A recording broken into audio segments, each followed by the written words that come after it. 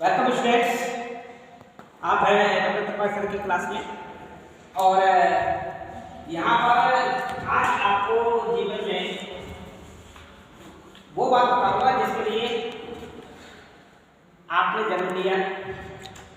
जन्म सभी प्राणी लेते हैं, लेकिन एक मनुष्य का जन्म जो है वो अन्य जन्मों से बेहतर माना जाता है। अब हम मनुष्य का जन्म ले लिए तो हम अपने मनुष्य योनि में होते तो सोचते हमसे बेहतर कोई प्राणी नहीं है। लेकिन ये क्या कारण ऐसा है कि जो मनुष्य का जन्म अन्य प्राणियों से बेस्ट है, तो वो अंतर जो पैदा किया है वो ज्ञान ने, ज्ञान के कारण।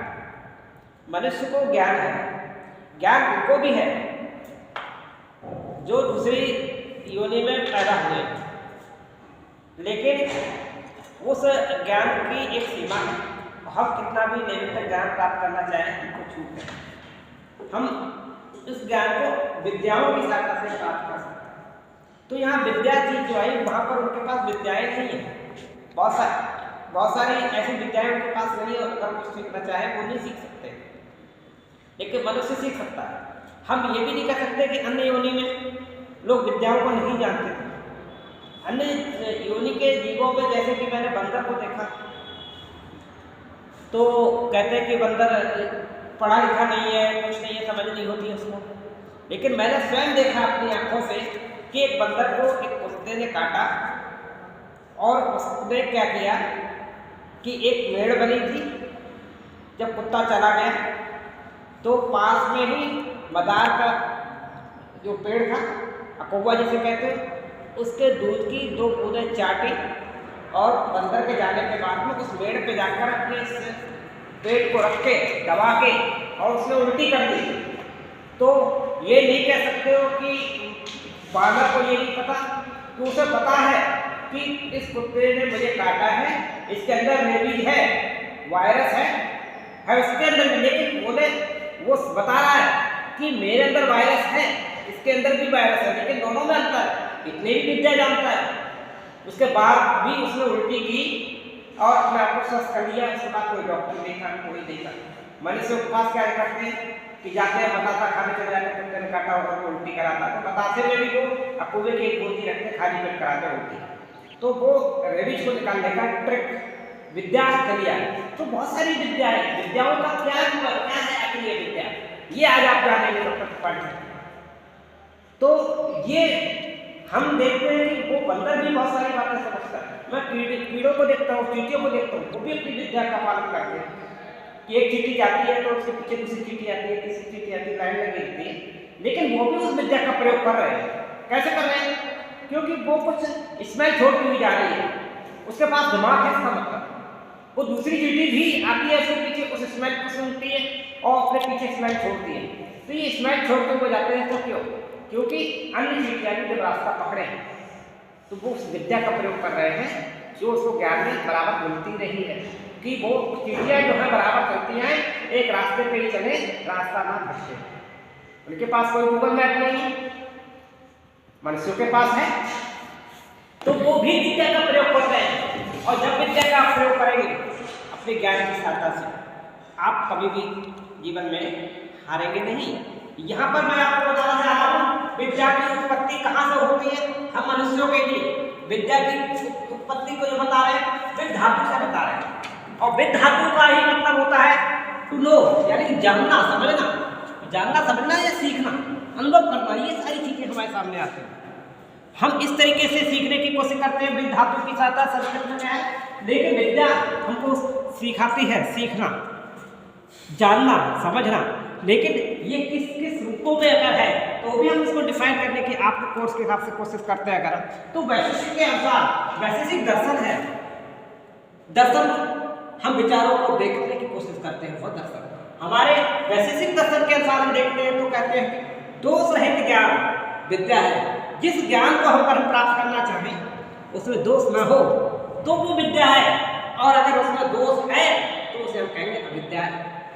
हमने जो भी शिक्षा प्राप्त की, अगर वो दोष सहित अगर प्राप्त की, किसी ने हमको सिखाया चोरी करो बड़ा जल्दी अमीर बन जाओगे, बेईमानी करो आप बहुत जल्दी अमीर बन जाओगे, इसका काम उल्टा सीधा कर दो, उसका उल्टा सीधा काम कर दो। शिक्षा तो मिली, लेकिन इसमें दोष आ गया। दोष आते ही क्या हुआ? सीधी सी बात है, तो अविद्या हो गई। और विद्या फायदा देगी, अविद्या कभी फायदा नहीं देगी, कभी न कभी इतनी बड़ी चोट मारेगी, आप झेल नहीं पाओ। तो यहाँ पर ये वैशेषिक दर्शन में कहते हैं दोष रहित ज्ञान विद्या है और दोष सहित ज्ञान अविद्या है। दूसरी बात में यहाँ पर बात है, मुंडकोपनिषद में क्या कहा गया है? मुंडक इसमें कह रहे हैं क्या? दो भेद किए दो विद्या के, और वो बोले पराविद्या और अपराविद्या। यानी कि जो पराविद्या जिसको हम कभी देख ना पाए, समझ ना पाए, पढ़ ना पाए क्लासरूम के अंदर, वो है पराविद्या। बहुत सारी उसमें ऐसी क्वालिटीज हैं, पारलौकिक विद्या। और यहाँ जो क्लासरूम वगैरह में हम जब समझते हैं बहुत सारी लिखित वो सब चीज़ें होती हैं, अपराविद्या है। इस तरीके से हम विष्णु पुराण में जाते हैं बम, और विष्णु पुराण में जाने के बाद में हमने अगर इसको पाने की कोशिश की तो यहाँ भी 18 विद्याएं बताने की कोशिश की गई है। तो विद्या के बहुत सारे रूप, बहुत सारी श्रृंखलाएं हैं।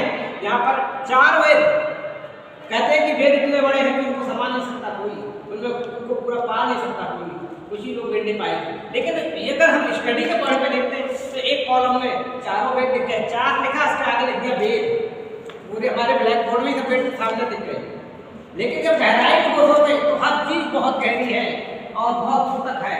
यहाँ पर ये 6 वेदांग हैं, इसमें ये 6 वेदांग कौन से हैं?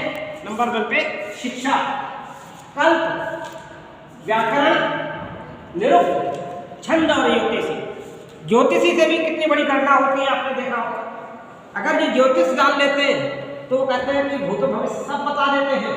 तो यहाँ पर ये विद्याएं आपको पिछला भी बता दे, अगला भी बता दे, और अगला जन्म कहाँ क्या लौटे जाके वो भी बता दे। ऐसे ज्योतिषाचार्य हुए ज्ञान, और ये व्यास ज्ञान के द्वारा विद्या को पाने की कोशिश की गई। मीमांसा है, न्याय है, पुराण है। तो यहाँ पर 18 पुराण है, इनके बारे में भी आपको इसी में आपको प्राप्त होगा।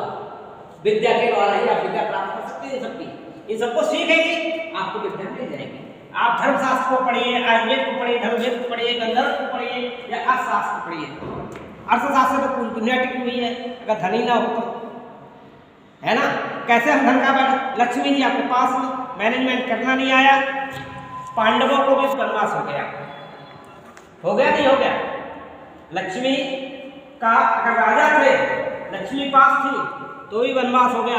प्रभु श्री राम के पास लक्ष्मी जी थी, उनको भी वनवास हो गया। लक्ष्मी का मैनेजमेंट नहीं करोगे, अर्थशास्त्र नहीं सही ढंग से सही करोगे तो फिर वनवास हो जाएगा। तो ये सारी विद्याओं का ज्ञान प्राप्त करना भी बहुत जरूरी है ना। तो ये सारी की सारी विद्याएं और ये जो कुछ आपको सिखाती है इसको बहुत ध्यान से सीखने की कोशिश कीजिएगा, अपने लाइफ में सबको उतारने की कोशिश कीजिएगा। केवल आप इसलिए नहीं आए कि बीए के 3 सब्जेक्ट पढ़ लिए, इसे अच्छा सब्जेक्ट पढ़ लिए, बीएससी में 3 अच्छा सब्जेक्ट पढ़ लिए। आपको बहुत कुछ पढ़ना है, जीवन में बहुत आगे बढ़ना है, अपने टारगेट को फिक्स करना है। और इसके लिए मैं अब आप लोगों के बीच में एक डाल्टन प्रणाली को भी लाने की कोशिश करूँगा, यानी कि एक ऐसा प्रोजेक्ट बनाने के लिए आपको मौका दूंगा। मैं आपके सिलेबस को प्रोजेक्ट्स में बदल दूंगा। मैं आपके सब्जेक्ट जो भी है, आपका सब्जेक्ट का जो कंटेंट है उसको मैं बदल दूंगा छोटे छोटे टुकड़ों में। वो आपको मैं टारगेट दूंगा, आपकी सफलता होगी, आपका निर्णय होगा, आप उसमें किस तरीके से उस असाइनमेंट के द्वारा कैसे आगे बढ़ते हैं, ये आपको मैं सिखाऊंगा। तो बने रहें अगले क्लास के लिए, अगले डायरेक्शन के लिए डॉक्टर त्रिपाठी सर के साथ। Good luck. रोक दो।